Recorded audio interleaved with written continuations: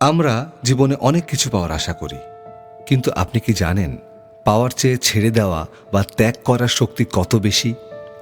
জীবনে বড় কিছু অর্জন করতে হলে কখনো কখনো নিজের সবচেয়ে প্রিয় জিনিস বা নিজের ভেতরের বড় অহংকারটাকে বিসর্জন দিতে হয়।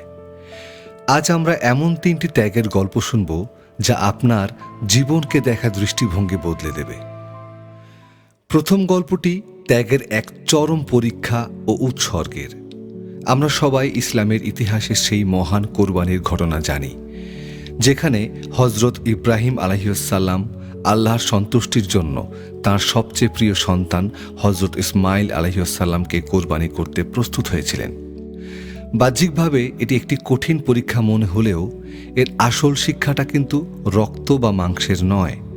এর গভীর শিক্ষা হল আনুগত্য এবং নিজের সবচেয়ে প্রিয় অহংকার বা মায়াকে আল্লাহর উদ্দেশ্যে উৎসর্গ করা।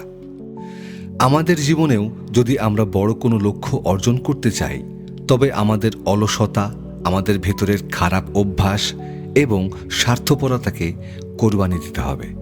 তবেই জীবনের আসল পবিত্রতা আর সফলতা আসবে। এবার চলুন ইতিহাসের আরেকটি পাতায় যাই। কপিলাবস্তুর রাজকুমার সিদ্ধার্থ, যার জীবনে ভোগবিলাস, ধন সম্পদ বা রাজত্বের কোনো অভাব ছিল না, কিন্তু মানুষের দুঃখ কষ্টের আসল কারণ এবং মুক্তির পথ খোঁজার জন্য তিনি এক রাতে তার স্ত্রী, সন্তান এবং রাজপ্রাসাদের সমস্ত মোহ ত্যাগ করে বেরিয়ে পড়েছিলেন। তিনি যদি রাজপ্রাসাদের সেই আরাম আয়েশ ত্যাগ না করতেন, তবে আজ পৃথিবী গৌতম বুদ্ধকে পেত না। মহৎ কোনো উদ্দেশ্য পূরণ করতে হলে সাময়িক আরাম আর মোহকে যে হাসি মুখে ত্যাগ করতে হয়, বুদ্ধের জীবন আমাদের সেই শিক্ষাই দেয়।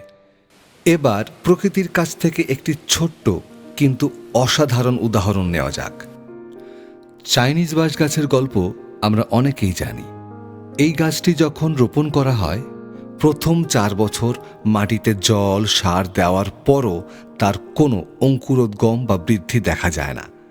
বাইরে থেকে মনে হয় পুরো পরিশ্রমটাই বুঝি ব্যর্থ। কিন্তু ঠিক 5ম বছরে গিয়ে মাত্র 6 সপ্তাহের মধ্যে গাছটি প্রায় 80 ফুট লম্বা হয়ে যায়। এই যে প্রথম 4 বছর সে বাইরে কোনো আলো ছড়ালো না, সে আসলে কি করছিল? সে নীরবে মাটির নিচে তার শিকড়কে শক্ত করছিল।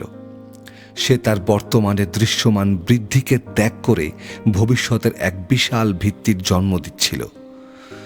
আমাদের লড়াইয়ের দিনগুলোও ঠিক এই বাঁশ গাছের মতো। ধৈর্য ধরে নিজের ওপর কাজ করে যাওয়াটাও এক ধরনের ত্যাগ। কোরবানির সেই নিঃস্বার্থ ত্যাগ, বুদ্ধের মোহমুক্তি কিংবা বাঁশ গাছের এই নীরব ধৈর্য, সবকিছুর মূল কথা একটি: আজকের ত্যাগই আগামীকালের অর্জনের পথ তৈরি করে। আপনি আপনার জীবনের কোন খারাপ অভ্যাসটি আজ কোরবানি দিতে চান? কমেন্টে আমাদের জানান। ভাঙা দশা থেকে আবার জুড়ে উঠুক আপনার জীবন।